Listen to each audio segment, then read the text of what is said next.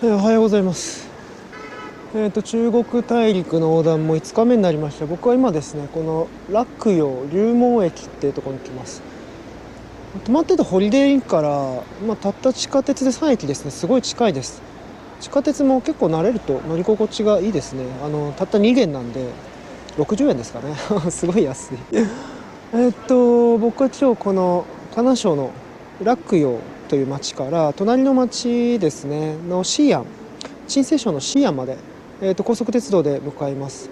隣の町って言っても370キロあるんですけど、高速鉄道で1時間41分かなですね。そんだけ西にまっすぐ、ほとんどまっすぐ進んでいって、次の町西安に向かおうと思っております。はい、というわけでちょっと行ってまいります。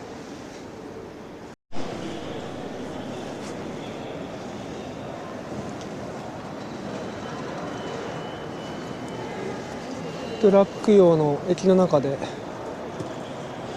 新安行きの電車を待ってるんですけど、昨日来た時はちょっと気づかなかったですけど、昨日じゃないか、一昨日来た時はちょっと気づかなかったんですけど、洛陽龍門駅もかなりでかくて立派ですね。洛陽って洛陽龍門駅も高速鉄道の停車駅なんですけど、もう一つ洛陽駅っていうのもあって両方あるんですよね。で洛陽駅っていうか洛陽市って、人口800万人ぐらいの都市圏なので、中国の中ではかなり小さい地方都市だと思うんですけど、歴史がある町だけどちょっと地方都市なんですけど、駅はすごい立派で、なんか開発がすごいされてるなって感じです。これから乗る高速鉄道のラインとかもすごい綺麗で新しいんですよね。なんか鉄道やっぱ大陸国家だなって感じますね。えっと日本も高速鉄道っていうと新幹線があって、大変利便性が良くて、外国にも新幹線のテクノロジー輸出してるぐらいですけど、中国の高速鉄道の総距離ってここ10年ぐらいで爆発的に伸びて、今は日本の新幹線の10倍以上の長さで高速鉄道があるらしいです。いやー、すごい鉄道対応する国ですね。で乗り心地も日本の新幹線と変わんない感じでとても良かったですしね。なんかいや、これは経済が活性化されるんでしょうね。まだかもしれないですけど、これからのうちに観光とかもすごい盛んになるんだろうなと思います。非常に乗りやすいですね。オンラインで予約が簡単で、トリップドットコムを使うと普通のオンライントラベルエージェンシーで予約するのと変わんないような感じで高速鉄道の予約までできるんですよ。すごい進んでますね、そこら辺は。でもなんかニュースの記事とか見てると爆発的に高速鉄道を伸ばしていて、10年後とかにさらにもっとなんか倍近く伸ばすよとか、そういう計画がらしくていや、なんか現状でも大半の路線は赤字らしいので、どうするんですかね。債務を膨張させながらでも拡大させていく方針するのか、値上げとかしていくのかちょっと分かんないですけど、やっぱり早い成長っていろんな苦難を伴うもんなんだなと思いながら、この高速鉄道に乗って西安まで向かってまいります。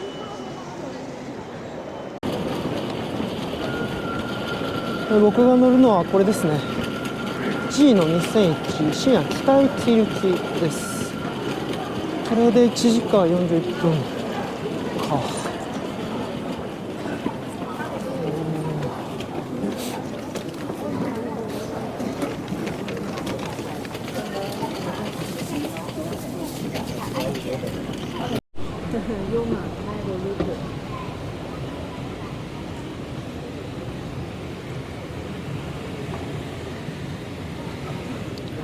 やっぱ近年開発されたものだからだと思うんですけど、すごい綺麗でいいですよね。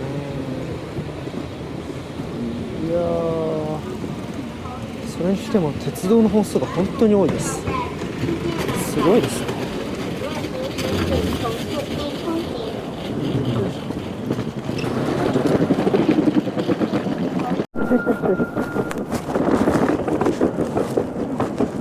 の和海号っていうのに乗ってシアまで向かいます。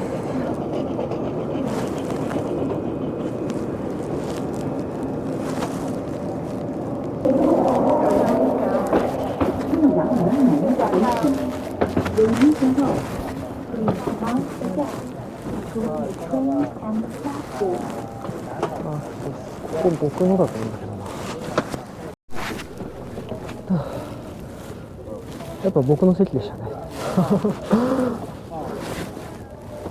いややっぱ中国は自己主張しないとダメですね。主張しないと席が取られます。はい、では1時間、41分かな、370キロほど西に向かいます。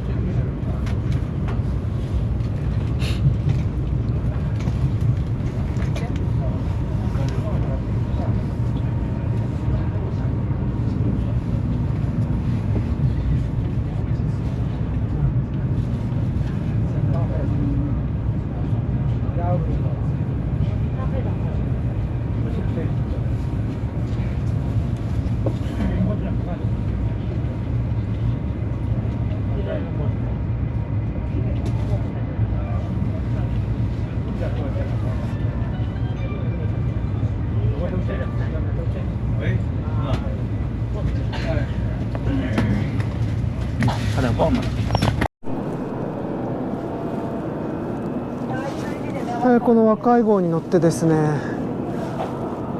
シアンの北駅まで来ました。シアンベイレールウェイステーションって書いてありますね。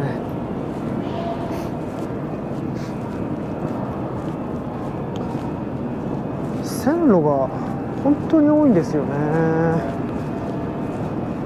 綺麗な駅です。なんかやっぱ駅が立派ですね、中国の駅って。中国で高速鉄道って初めて乗るんで、こういう大規模な再開発が行われる前の中国の駅とかって知らないんですけど、なんか昔の映画とか見る限りはなんかかなりすし詰めな感じで、なんか春節とかになるともうぎゅうぎゅうで、なんかみんな大変で古くてボロい電車に乗って移動するみたいな木々がすごい多かったんで、木々じゃない、そういうなんか映画とかがすごい多かったんで、さすがに現代はそんなことないだろうと思ったんですけど、ここまで綺麗で何もかもがスムーズだとちょっと逆の意味で面食らっちゃいましたね。すごい綺麗ですね。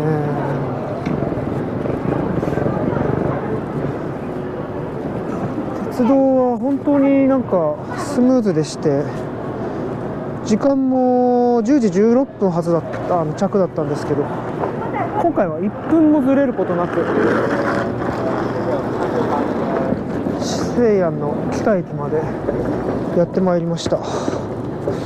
本当目を見張るような鉄道のシステムですね。すごいな。そして思うのが、中国の看板広告って酒が多いんですよね。やっぱ中国においては酒って大事なんだろうなと思いますね。西安って昔の都だった長安だった時のこの城郭がすごい有名なんですけれども、そのお堀っていうか、なんか囲いですね、お城の囲いが有名なんですけど、その囲いの目の前に位置しているヒルトンホテル、これがすごいいいらしいんで、そこを撮ってみました。新安北駅からちょっと離れてて30分電車に乗って行かなきゃいけないって感じですね。ちょっと行ってみます。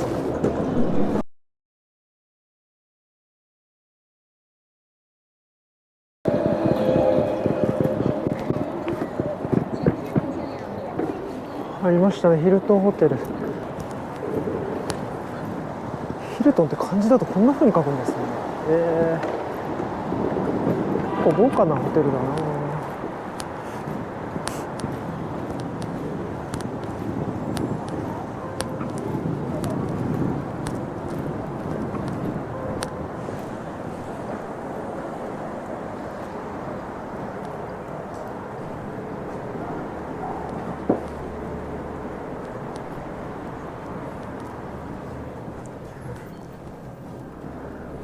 おお、ラグジュアリー感が強いですね。というわけで、ヒルトンシーアン着きました。ほんと着いたばっかですけど、いい感じですね。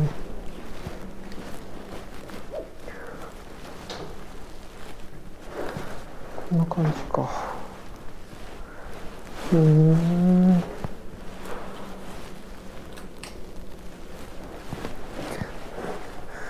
やっぱなんかヒルトンだから当然アメリカっぽいですね。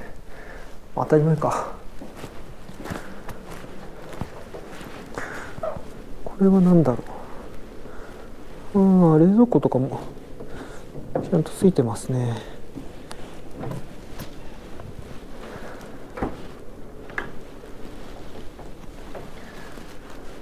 これは何だろう、ただのオブジェかな。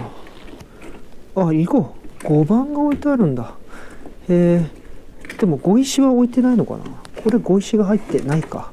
これも碁石は入ってない。ただの飾りですね。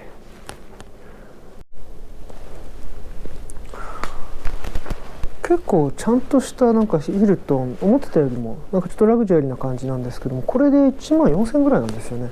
意外と価格高くないですね。やっぱ香港や上海に慣れちゃってるからそう感じるのかもしれないですけど、でも深夜ちょっとだけ歩いて来ましたけれども、結構大都会ですね。その割にホテルの価格はそんな高くないみたいです。いや、ちょっとこれから市内散策したいと思います。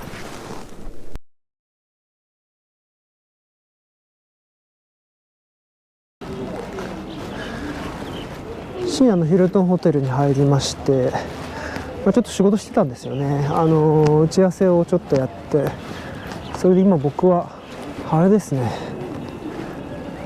大雁塔っていうのを見に来てます。近くに来るとすごい大きく見えますね。町の中心部から南の方に下ったところにあるんですけど、いやー、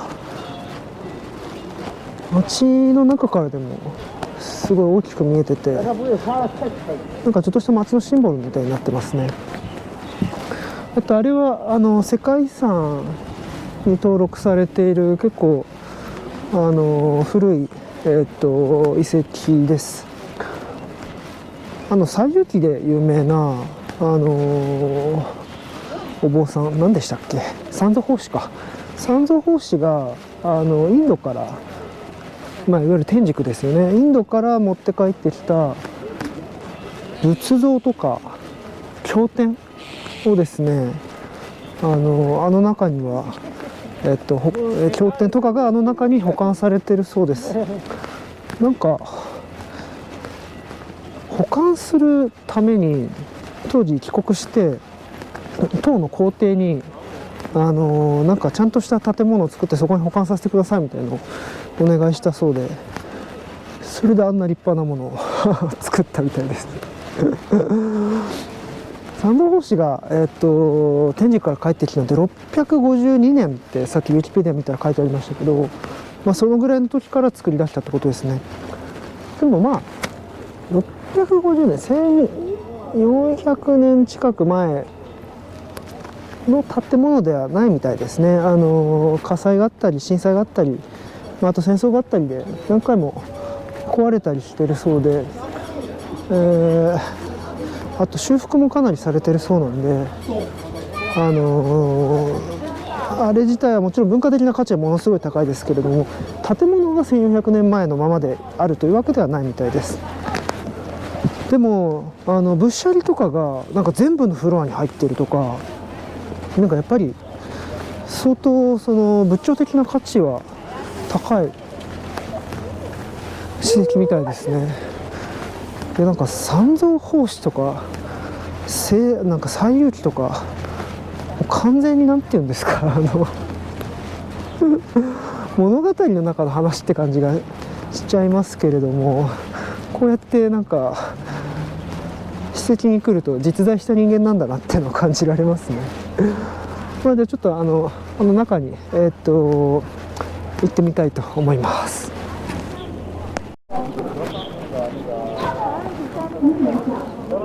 今入り口入りました。おお。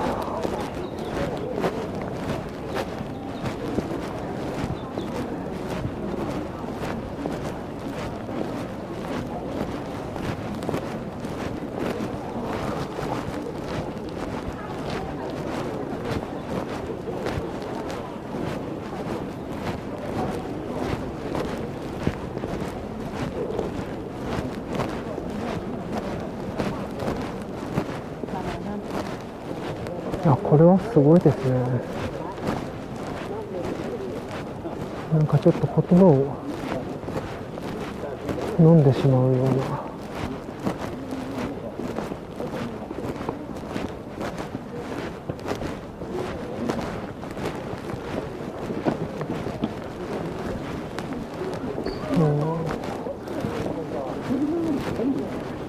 線香の匂いが日本と同じです。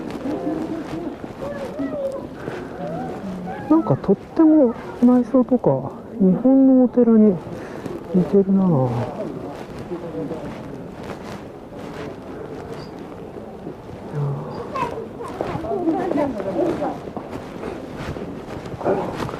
伽藍堂とかありますね。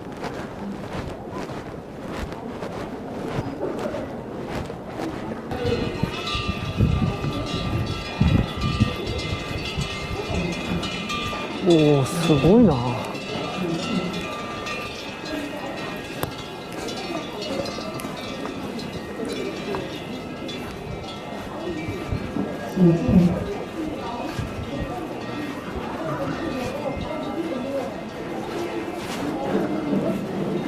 ちなみに大願刀ってのはこういう字を書きます。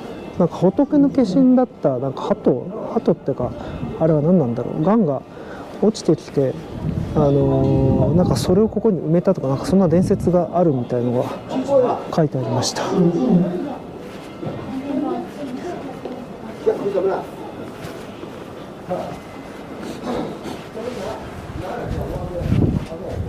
チェコか、本当いろんなところがこうやってしっかりセキュリティがされてるんですよね。外国人が旅行に来るときはパスポート持ち歩かないとこういうところ入れなかったりするんで、本当要注意ですね。おー、すごい。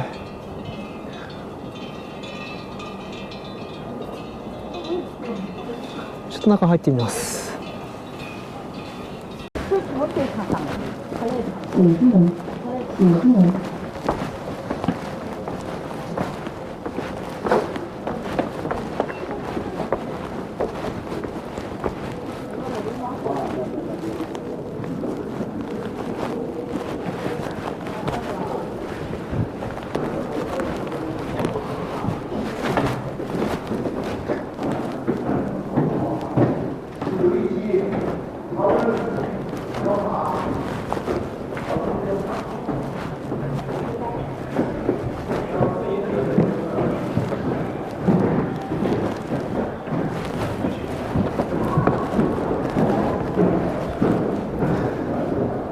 おー、明朝の時代のものか。なんかちょっと独特ですね。面白いな。これはパトラリフスクリプチャーズ。へえ。ああ、なるほど。まあこれレプリカですけど、まあ、そもそもこの時代紙がすごい貴重だったから保管されているということですね。なるほど。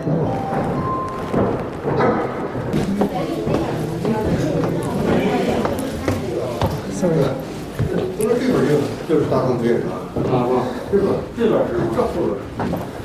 こが最上階ですね。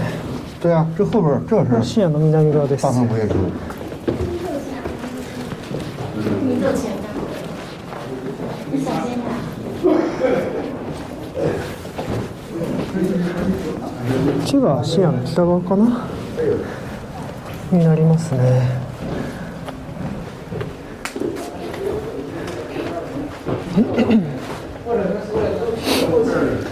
大岩と登ってみたら意外と中には何もないですね。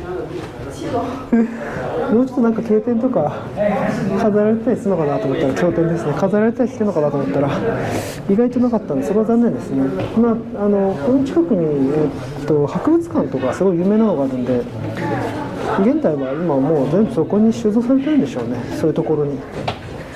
あと何回か戦争にあったりしてるので、いろんなものが奪われたりしてしまってるそうです。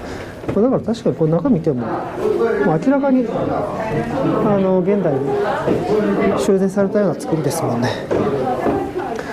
そういう意味では外からの見た目がすごい綺麗でいいって感じの世界遺産ですね。まあでもここまで来たらね、やっぱり中登った方がいいとは思いますけど、そんなに中はなんか特別なわけではないんだなって感じですね。まあいいや、面白いですね。ちょっと降ります。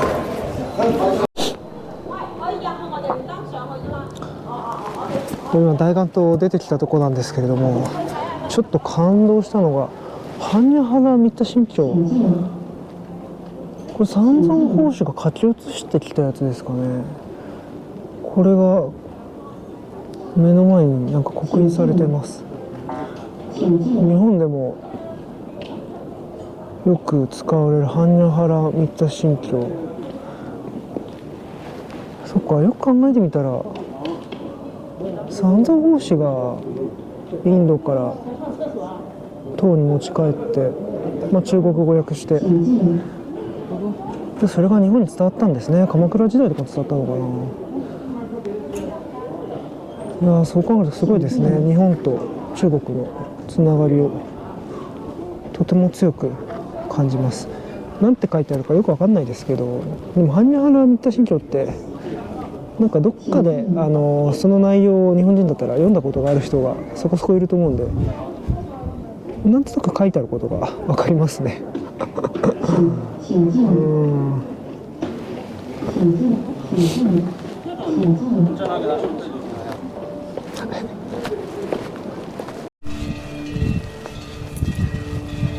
この大岩寺じゃないや、大岩島の裏側に三蔵院っていうのがありますね。ってことはあそこの向こうにいるのが三蔵法師なんですかね。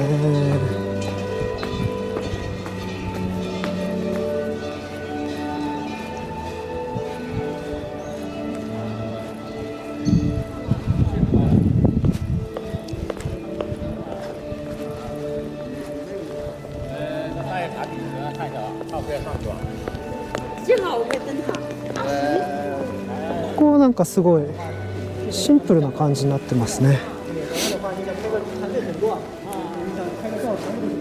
大変角度。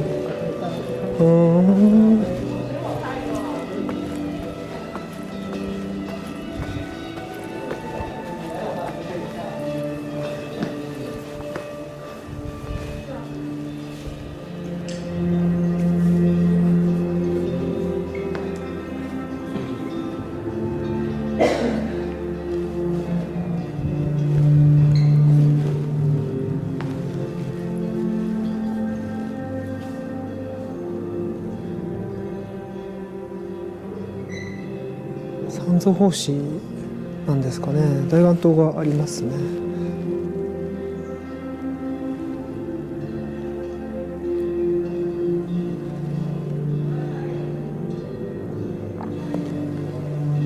すごいですね。至る所に仏。あれは曼荼羅ですかね。サンスクリット語。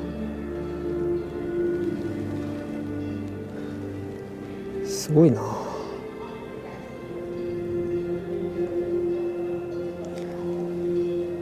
そうか、確かそうですね、あれ三蔵法師の絵柄じゃないかな。日本だと西遊記って結構女性としてデフォルメされて物語化されたりもしてたから、こんなおじさんだったとはって感じはする人がいるかもしれないですけど、まあ女性なわけないですよね、実際は。すごいちょっとした感動です。しかしこういうトラディショナルなところもやっぱりお賽銭はWeChatPay、アリペイみたいな QR コードで払うんですね。中国はある意味合理的ですね。すごいな。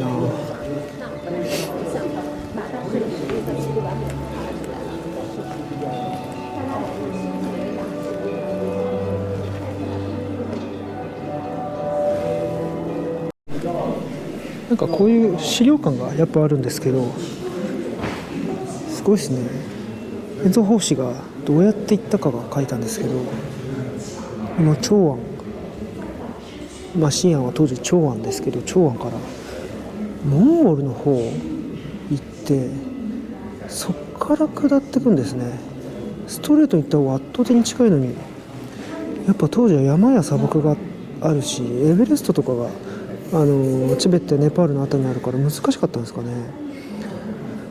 シルクロードがあったからなのかな。シルクロードを渡ってって、それもあるんでしょうね。シルクロードを渡ってって、それから南に下ってインドの方に行って、でインドもなんかどっか一箇所にいたのかと思ったら、なんかインド中行ってんですね。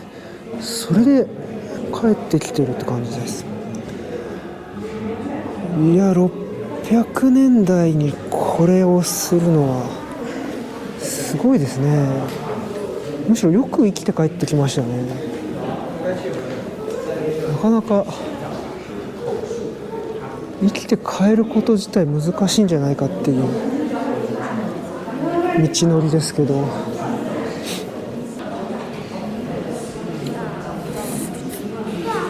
三蔵法師のことが書いてある昔の本みたいですね。これは1600年明朝かな、明朝の時代に書いてあるものみたいですけど、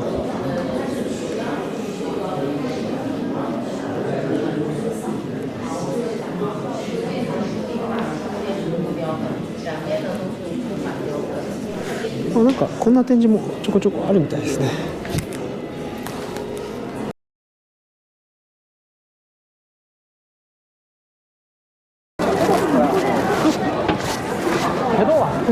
長安はシルクロードの終点だったこともあって、イスラム教徒の人たちが結構中央アジアからもしくは中東から来ていたりしましたので、イスラムの人たちの町があります。これが海民街って言われます。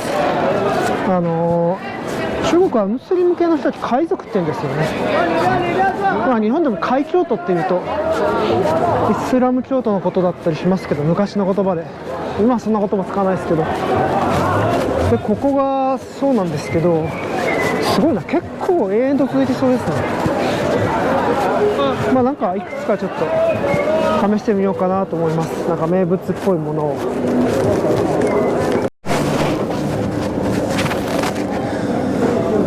というわけで、イスラム教徒、イスラム系の、海民街でレストラン入ってみました。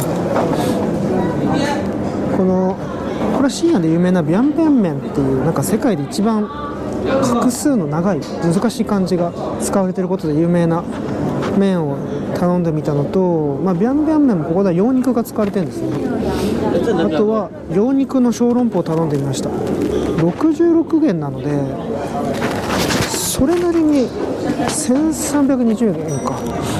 そう考えるとそこそこ値段しますね。いただきます。やっぱちょっと観光地価格なのかもしれません。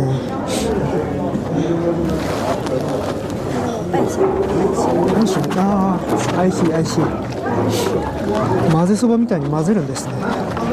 面白い。すごいです。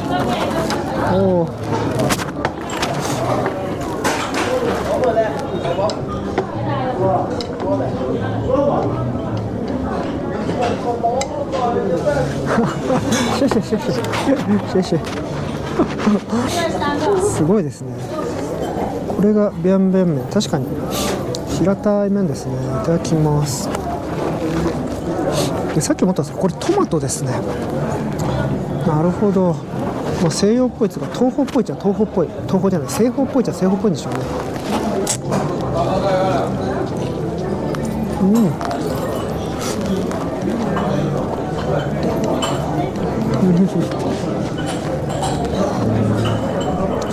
あ、これじゃがいもだ。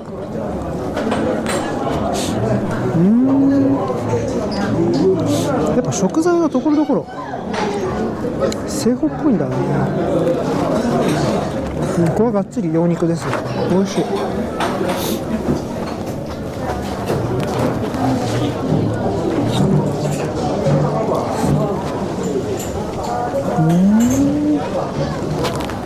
初めて食べるでしょ。ああ、シェシェ。羊肉の小籠包も来ましたね。すごい。寒いからこれあったかいもん見るとマジでうまそうですね。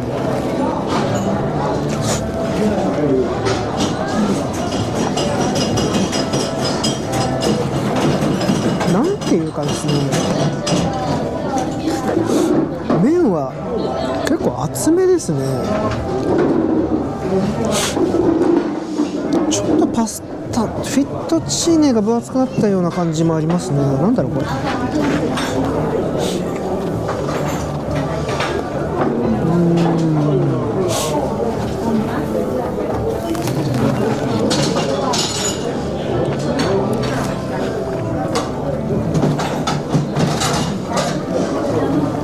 うまい。やっぱムスリムとか中国系の人はかなり羊肉を食うと思うんですけど、うまいですね、羊肉が。そしてこの漬物なんだろう。カブだ。これはカブの漬物ですね。別にイスラムっぽくないです。完全中国のやつですね。でもこれ羊肉うまいな。うまい。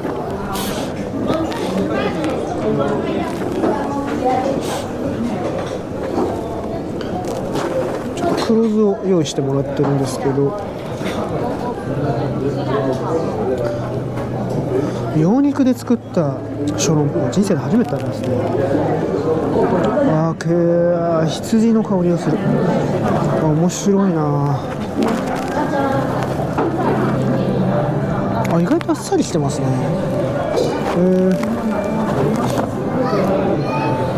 あっさりしてるけど、やっぱ羊独特のコクの強さがあります。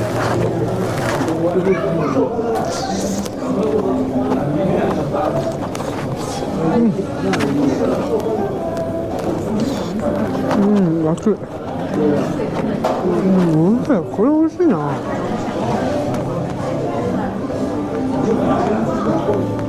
めちゃくちゃあっさりしてます。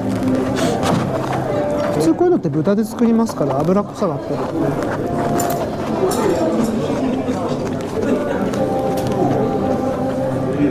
りしますけど、そういうのがないですね。かなりさっぱりした小籠包って感じです。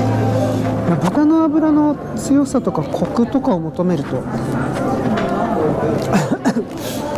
ちょっとあっさりしすぎて物足りない人もいるかもしれないですね。なんかわざわざこういうところまで来てすごいローカルフードを食べようと思ったらもうちょっと強いのをイメージするかもしれないです。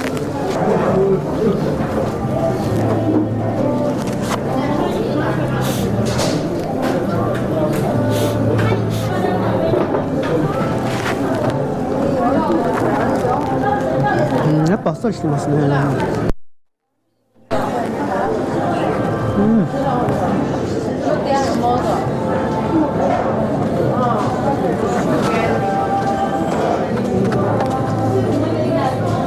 まい。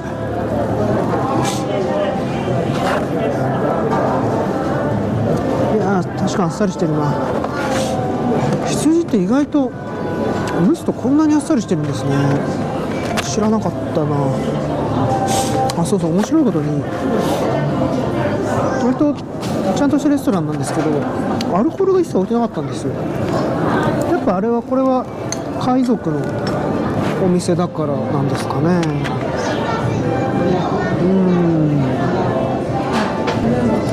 いや、まあすごい美味しいです。